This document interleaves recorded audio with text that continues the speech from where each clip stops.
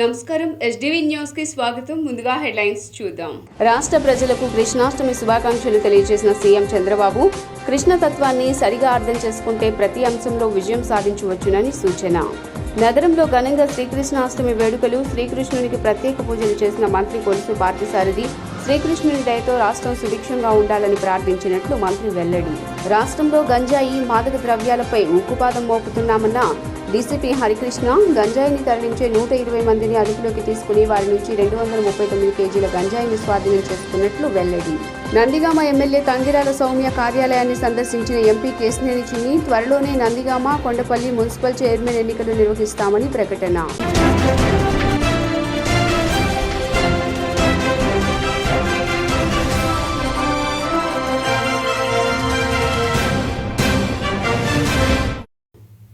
ఇక డీటెయిల్స్ చూస్తే శ్రీకృష్ణ జన్మాష్టమి సందర్భంగా ఏపీ సీఎం నారా చంద్రబాబు నాయుడు ప్రజలకు కృష్ణాష్టమి శుభాకాంక్షలు తెలియజేశారు.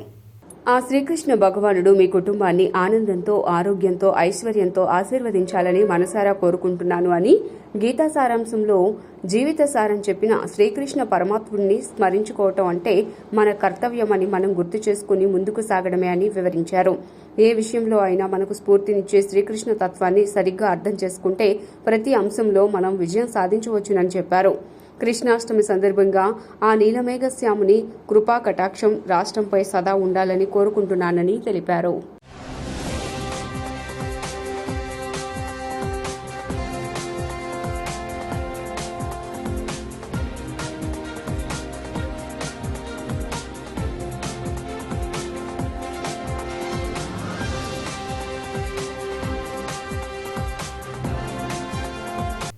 శ్రీకృష్ణుని దయతో రాష్ట్రం సుభిక్షంగా ఉండాలని, ప్రజలు సుఖ సంతోషాలతో ఆనందంగా జీవించాలని కోరుకుంటున్నట్లు మంత్రి కొలుసు పార్థసారథి అన్నారు.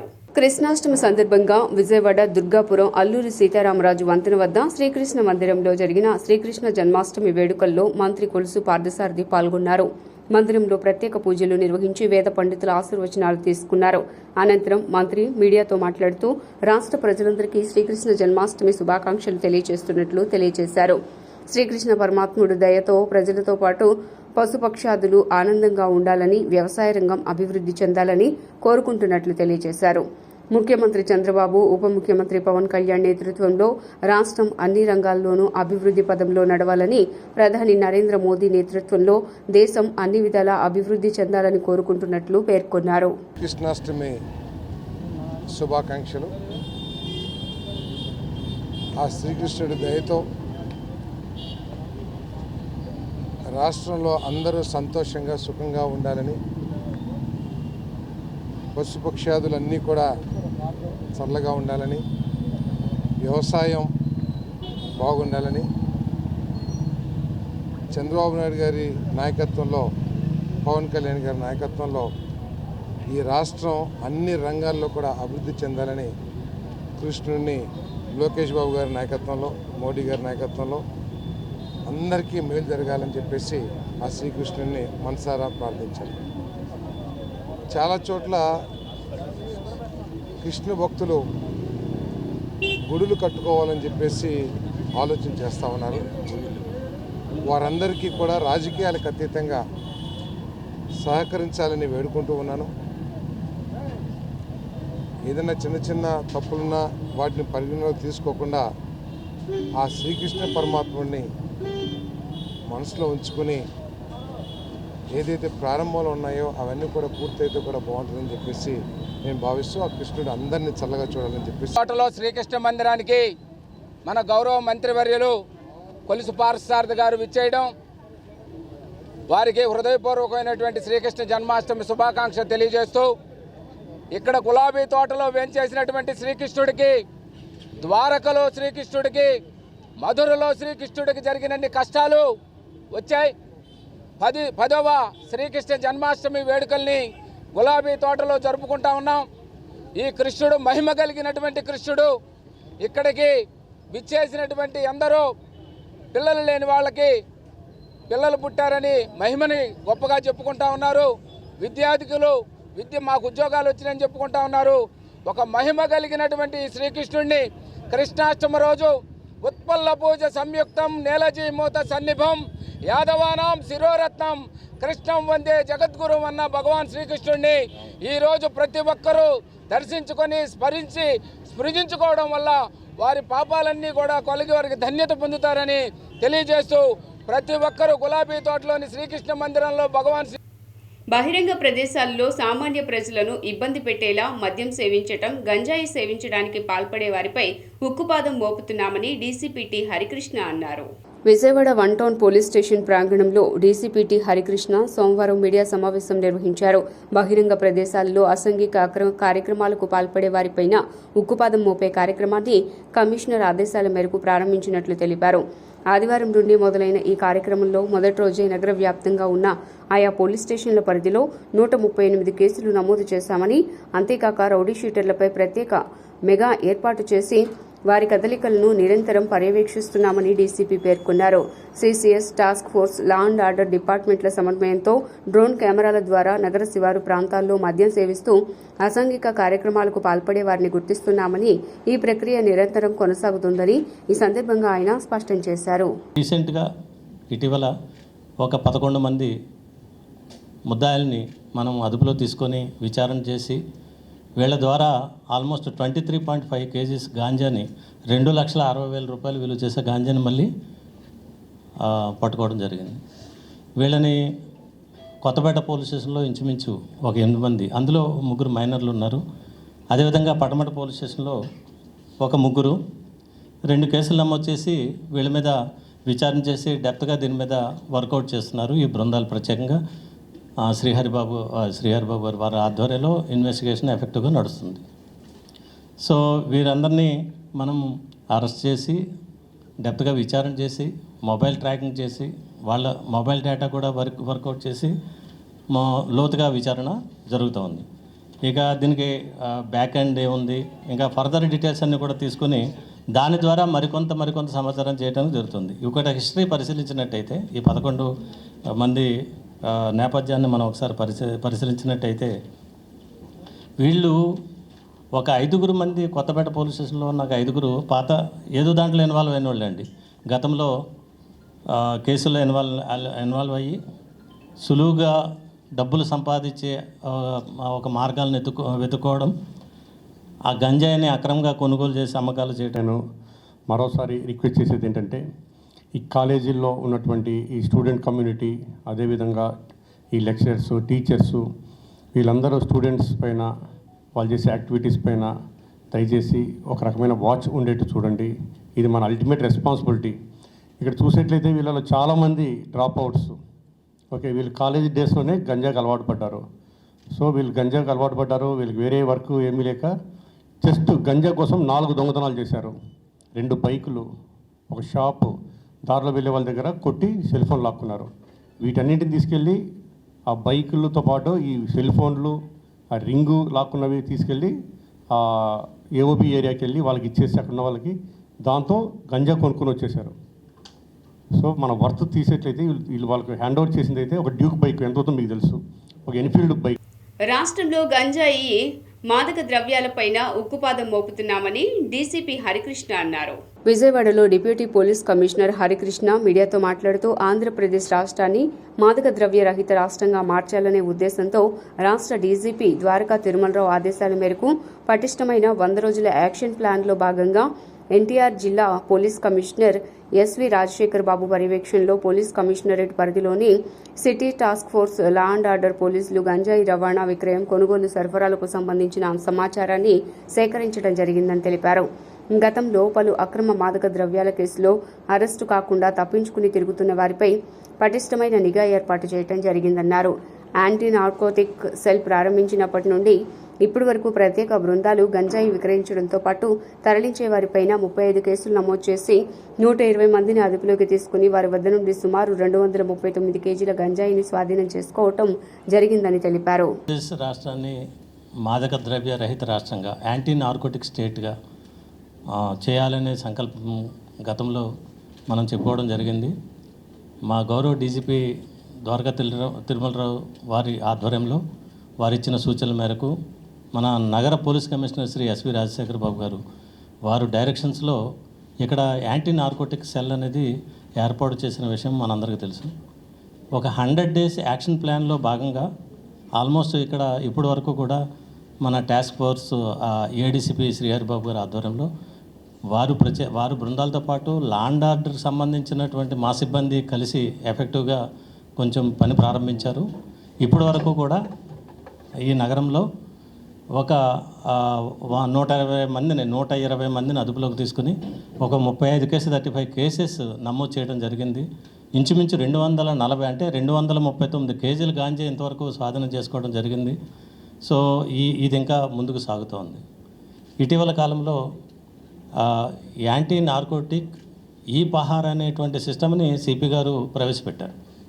అంటే కొన్ని లొకేషన్స్లో ఎక్కడెక్కడైతే మనకు డౌట్ వస్తుందో ఆ పాయింట్ ఆఫ్ ఇంట్రెస్ట్గా దాన్ని పేర్కొని ఆ లొకేషన్స్లో మనకి గస్తీ తిరిగితే కనీసం కొంతమందిని అదుపులో తీసుకుని విచారణ చేయడం ద్వారా మరికొంతమంది పోవచ్చు అనేది అది ఇటీవల కాలంలో స్టార్ట్ చేశారు. అంతకుముందు పాత కేసులు, అంతేకాకుండా పాత నేరస్తులు.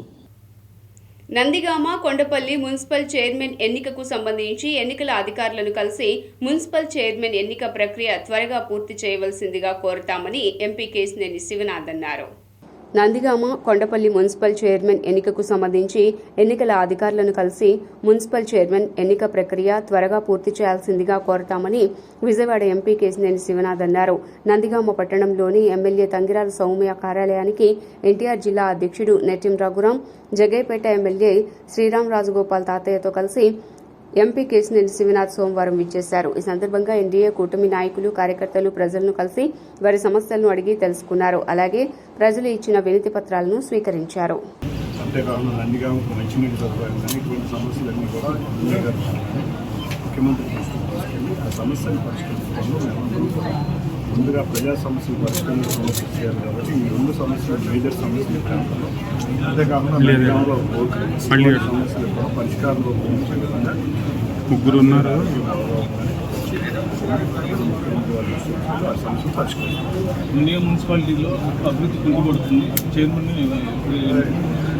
మేము వచ్చే 2 నెలలు కాగానే మేము మొట్టమొదటిగా అందరికీ పెన్షన్ ముఖ్యం నందిగామ మున్సిపాలిటీ కాదు ప్రభుత్వ ఉద్యోగులు ఎక్కడ ఉన్నా మొదటి రోజు జీతాలు ఇచ్చాము.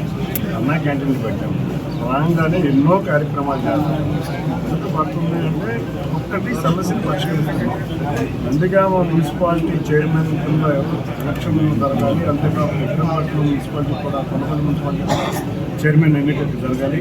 రెండింటినీ కూడా ఎలక్షన్ కమిషనర్ రాష్ట్ర ఎన్నికల అధికారుల దృష్టికి తీసుకెళ్ళి త్వరగా ఈ సమస్య పరిష్కారం అవ్వాలి. ఎందుకంటే వాళ్ళ కౌన్సిల్ మీటింగ్ లేదు. ఎటువంటి అభివృద్ధి జరగాలన్నా కౌన్సిల్లో తీర్మానం పాస్ అవ్వాలి. ఇటువంటి అన్ని ఇబ్బందులు ఉన్నాయి కాబట్టి మేము కూడా వాళ్ళ ఎన్నికల అధికారుల దృష్టికి తీసుకెళ్ళి అతి త్వరలో ఎక్కడైనా ఏకాభిప్రాయం. అసోసియేషన్లో ఉన్న 34 అసోసియేషన్స్ కానీ క్లబ్స్ కానీ ఏకగ్రీవంగా వేరే నామినేషన్ లేకుండా ఒకటే ప్యానల్ని ఏకగ్రీవంగా మేము నామినేషన్ దాఖలు చేయడం జరిగింది. 8వ తారీఖున రిజల్ట్లు రాబోతున్నాయి. అందరం కూడా ఎవరు పోటీ లేదు కాబట్టి అందరం ఏకగ్రీవంగా ప్యానల్ ఎలక్ట్ అయింది. అందరికీ కోరుకునేది ఏంటంటే క్రికెట్ అభివృద్ధి చెందాలి. రాష్ట్ర ప్రభుత్వం క్రీడల మీద చిత్తశుద్ధితో ఉంది. చంద్రబాబు నాయుడు గారు త్వరగా రాష్ట్రానికి జాతీయ క్రీడలే కాకుండా మన మంగళగిరి స్టేడియంలో కానీ కడప స్టేడియంలో కానీ ఎక్కడైనా ఇంటర్నేషనల్ మ్యాచ్లు జరిగి రాష్ట్రంలో మనకి ఆర్థికంగా సహాయపడే విధంగా క్రీడలు అభివృద్ధి చెందాలని కోరుకుంటున్నాం. తప్పకుండా రాబోయే కాలంలో జరుగుతుంది. మంచిని కాపాడటానికి, చెడును అంతమొందించడానికి శ్రీకృష్ణ పరమాత్ముడు అవతరించాడని గన్నవరం నియోజకవర్గ శాసనసభ్యులు యార్లగడ్డ వెంకట్రావు అన్నారు. విజయవాడ రూరల్ గూడవల్లిలో శ్రీకృష్ణ రామాలయ కమిటీ, ప్రసాదంపాడులో యాదవ్ యూత్, రాంవరపాడులో యాదవ్ సంక్షేమ సంఘం ఆధ్వర్యంలో నిర్వహించిన శ్రీకృష్ణ జన్మాష్టమి వేడుకల్లో ఎమ్మెల్యే యార్లగడ్డ వెంకట్రావు పాల్గొన్నారు. వివిధ రకాల పుష్పాలతో దేవతామూర్తుల విగ్రహాల్ని ప్రత్యేకంగా నిర్వాహకులు సర్వాంగ సుందరంగా ముస్తాబు చేశారు. శ్రీకృష్ణ పరమాత్ముడిని ఆయన దర్శించుకుని ప్రత్యేక పూజలు చేశారు. చిన్నారులు, గోపబాలుడు, గోపికమ్మలతో వేషధారణతో అలరించారు. ఈ సందర్భంగా ఎమ్మెల్యే యార్లగడ్డ మాట్లాడుతూ మహావిష్ణువు 8వ అవతారమైన శ్రీకృష్ణ అవతారం ఎంతో విశిష్టమైందని తెలిపారు. శ్రీకృష్ణుడు ఎక్కడ ఉంటాడో ఆ ప్రాంతమంతా ఆనందమయంతో, పిల్లపాపలతో కళకళ్లాడుతోందని తెలియజేశారు.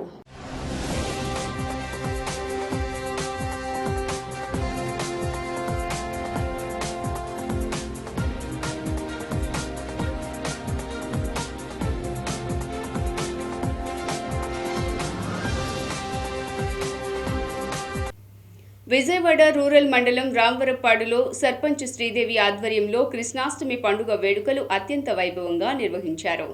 భారీ సెట్టింగుల నడుమ పూజా వేదికను సిద్ధం చేసి రాధాకృష్ణులు ఉత్సవమూర్తులు ఏర్పాటు చేసి ప్రత్యేక పూజా కార్యక్రమాలను నిర్వహించారు.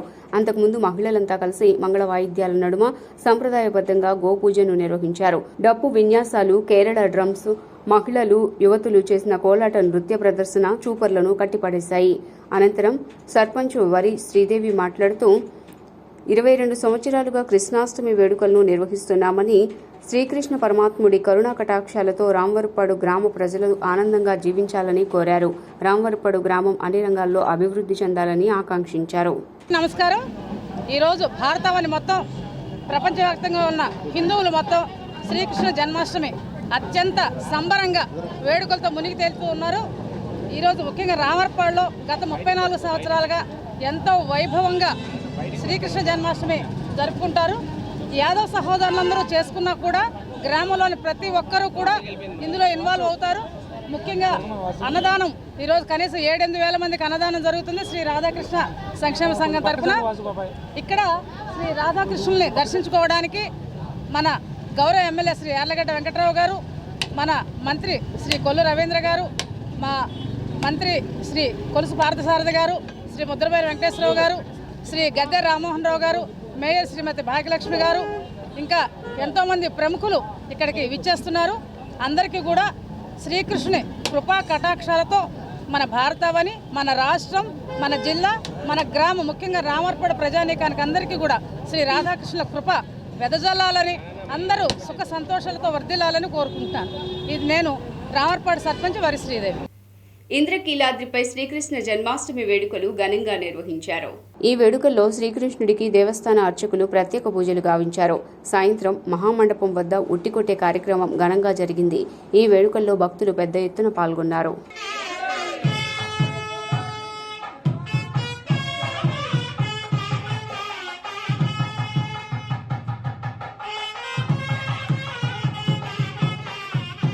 జిల్లా కలెక్టర్ డీకే బాలాజీ మచిలీపట్నంలోని 3 స్తంభాల సెంటర్ వద్ద ఉన్న అన్నా క్యాంటీన్లో కుటుంబ సభ్యులతో కలిసి భోజనం చేశారు.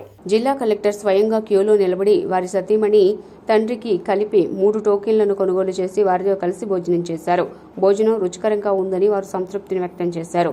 ఆగస్టు 15వ తేదీన రాష్ట్ర ముఖ్యమంత్రి నారా చంద్రబాబు నాయుడు గుడివాడలో అన్నా క్యాంటీన్ను పునఃప్రారంభించగా మరుసటి రోజు రాష్ట్ర వ్యాప్తంగా శాసనసభ్యులు వారి నియోజకవర్గాల్లో అన్నా క్యాంటీన్లను ప్రారంభించారు.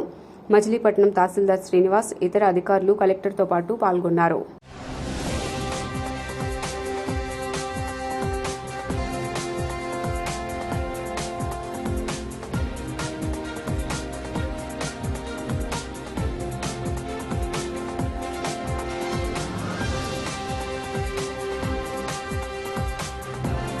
రాష్ట్రంలో పేద ప్రజలు ఆకలితో ఉండకూడదనే లక్ష్యంతో సీఎం చంద్రబాబు నాయుడు అన్నా క్యాంటీన్లను పునఃప్రారంభించారని 47వ డివిజన్ జనసేన అధ్యక్షుడు వేంపల్లి గౌరీ శంకర్ స్పష్టం చేశారు.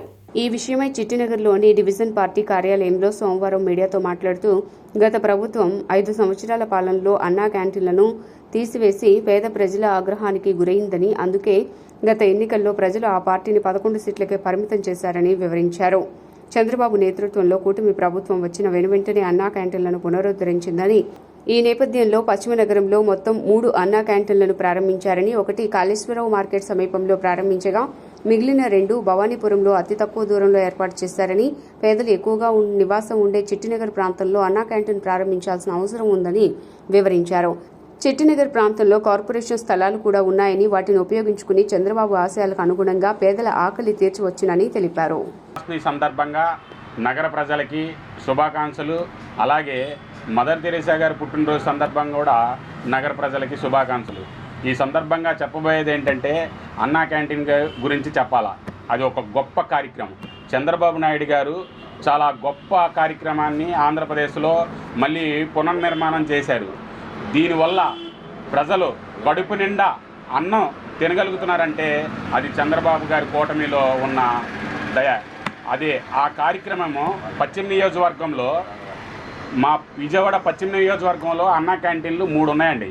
ఒకటి Gandhi municipal high school, 2 RTC workshop రోడ్లో, 3 ఐరన్ హెడ్ ఆపోజిట్.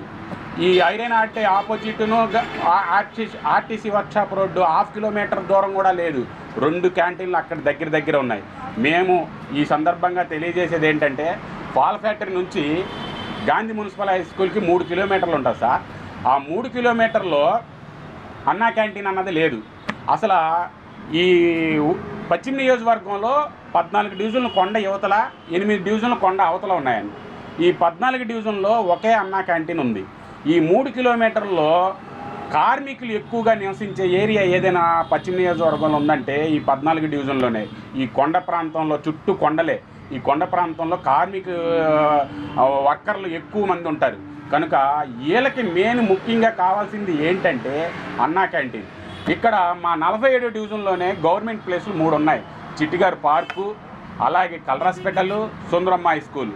ఇలాంటి ప్లేసుల్లో కూడా ఖాళీగా ఉన్నాయి కాబట్టి అన్నా క్యాంటీన్కి ఏమైనా 3 క్యాంటీన్లు మీకు కోటాలో ఇబ్బంది అయితే డొక్కా సీతమ్మ గారి క్యాంటీన్ పెట్టాలని మా జనసేన పార్టీ పవన్ కళ్యాణ్ గారికి చాలా ఇష్టం. డొక్కా సీతమ్మ గారు అంటే ఆయనకి గౌరవించినట్టు ఉంటుంది కాబట్టి మా జనసేన పార్టీ తరపు నుంచి మేము కూడా ఏమడుగుతున్నామంటే 47 డివిజన్లో డొక్కా సీతమ్మ గారి క్యాంటీన్ పెట్టాలని ఈ సందర్భంగా టీడీపీ, బీజేపీ, జనసేన కూటమి ప్రభుత్వ పాలన వచ్చిన తర్వాత రాష్ట్ర ప్రజలు ప్రశాంత జీవనం గడుపుతున్నారని 47వ డివిజన్ బీజేపీ నాయకురాలు ఆకారపు విజయ్ కుమారి స్పష్టం చేశారు. రాష్ట్రంలో కూటమి సుపరిపాలన అందిస్తున్న నేపథ్యంలో మదర్ తెరీసా 115వ జయంతిని పురస్కరించుకుని చిట్టినగర్లోని అంబేద్కర్ విగ్రహం వద్ద ప్రధాని మోదీ చిత్రపటానికి పాలాభిషేకం కార్యక్రమాన్ని నిర్వహించారు. సోమవారం బీజేపీ దళిత నాయకురాలు ఆకారపు విజయలక్ష్మి ఆధ్వర్యంలో జరిగిన ఈ కార్యక్రమంలో అంబేద్కర్ విగ్రహానికి ప్రధాని మోదీ చిత్రపటానికి పాలాభిషేకం చేశారు. అనంతరం ఆమె మీడియాతో మాట్లాడుతూ దేశంలో, రాష్ట్రంలో కూటమి ప్రభుత్వాల పాలనలో ప్రజలు సుఖ సంతోషాలతో జీవిస్తున్నారని తెలిపారు. తాను బీజేపీ పార్టీలో దళిత నాయకురాలిగా ఉన్నందునే తనను గుర్తించి all India BC, SC, ST, minority welfare society సంస్థ తనకు ఎస్సీ ప్రధాన కార్యదర్శి బాధ్యతలను అప్పగించిందని వివరించారు. ఆకారపు విజయ్ కుమారి, 47వ డివిజన్ అది. నేను ఒక దళిత మహిళా కుటుంబానికి చెందిన దాన్ని. ఈరోజు ఈ నరేంద్ర మోడీ గారికి, చంద్రబాబు నాయుడు గారికి, పవన్ కళ్యాణ్ గారికి దళిత మహిళగా నా ఒక ధన్యవాదాలు తెలియపరుచుకుంటున్నాను. వీళ్ళు ముగ్గురు కూటమి కలిసినాక ప్రభుత్వం ఈరోజు చాలా ఊపిరి తీర్చుకుంటుంది. కనుక నేను ఈరోజు మదర్ తెరీసా సందర్భంగా, మరి కృష్ణాష్టమి సందర్భంగా శుభాకాంక్షలు తెలియజేసుకుంటూ మీ అందరికీ నా నుంచి ఒకటే విన్నపం చెప్పుకోవాలని ఈరోజు నేను ఈ కార్యక్రమం పెట్టుకున్నాను. మరి నరేంద్ర మోడీ గారు, మరి చంద్రబాబు నాయుడు గారు, మరి పవన్ కళ్యాణ్ గారు ఈ కూటమి సందర్భంగా మేము చాలా, మా దళిత కుటుంబాలు చాలా సంతోషపడుతున్నాము, చాలా ఆనందంగా కూడా ఉన్నాము. గత 5 సంవత్సరాలు జగన్ ప్రభుత్వంలో చాలా బాధలు పడి ఉంది నా కుటుంబం. కేసులు పెట్టించుకొని లేనిపోని మా మీద నిందలు వేశారు. నేను జనసేన సెక్రటరీగా 5 సంవత్సరాలు పదవి నాకు పవన్ కళ్యాణ్ గారు ఇచ్చారు. మరి నేను ఇచ్చిన పదవికి తగ్గట్టు యాక్టివ్ గా పనిచేసుకున్నాను. అలాగే ఇవాళ నరేంద్ర మోడీ గారి పార్టీ నాకు ఇష్టం అయ్యి బీజేపీలో జాయినింగ్ అయ్యానండి నేను. మరి ఈ రోజు నేను ఈ సందర్భంగా చెప్పుకునేది ఏంటంటే, వీళ్ళు ముగ్గురు ఒకటయ్యి దేశాన్ని, రాష్ట్రాన్ని చాలా అభివృద్ధి చేస్తారని మాలాంటి ఎస్సీ కుటుంబాలకు చెందిన దళిత కుటుంబాలు చాలా సంతోషపడుతున్నారు. వార్తలు ముగించే ముందు హెడ్లైన్స్ మరోసారి. రాష్ట్ర ప్రజలకు కృష్ణాష్టమి శుభాకాంక్షలు తెలియజేసిన సీఎం చంద్రబాబు, కృష్ణతత్వాన్ని సరిగా అర్థం చేసుకుంటే ప్రతి అంశంలో విజయం సాధించవచ్చునని సూచన. నగరంలో ఘనంగా శ్రీకృష్ణాష్టమి వేడుకలు, శ్రీకృష్ణునికి ప్రత్యేక పూజలు చేసిన మంత్రి కొలుసు పార్థసారథి. శ్రీకృష్ణుని దయతో రాష్ట్రం సుభిక్షంగా ఉండాలని ప్రార్థించినట్లు మంత్రి వెల్లడి. రాష్ట్రంలో గంజాయి, మాదక ద్రవ్యాలపై ఉక్కుపాదం మోపుతున్నామన్న డీసీపీ హరికృష్ణ, గంజాయిని తరలించే 120 మందిని అదుపులోకి తీసుకుని వారి నుంచి 239 కేజీల గంజాయిని స్వాధీనం చేసుకున్నట్లు వెల్లడి. నందిగామ ఎమ్మెల్యే తంగిరాల సౌమ్య కార్యాలయాన్ని సందర్శించిన ఎంపీ కేశినేని చిన్ని, త్వరలోనే నందిగామ, కొండపల్లి మున్సిపల్ చైర్మన్ ఎన్నికలు నిర్వహిస్తామని ప్రకటన. ఎస్డీవీ న్యూస్ ఇంతటితో సమాప్తం. తిరిగి వార్తల్లో మళ్ళీ కలుద్దాం. అంతవరకు సెలవు. నమస్కారం.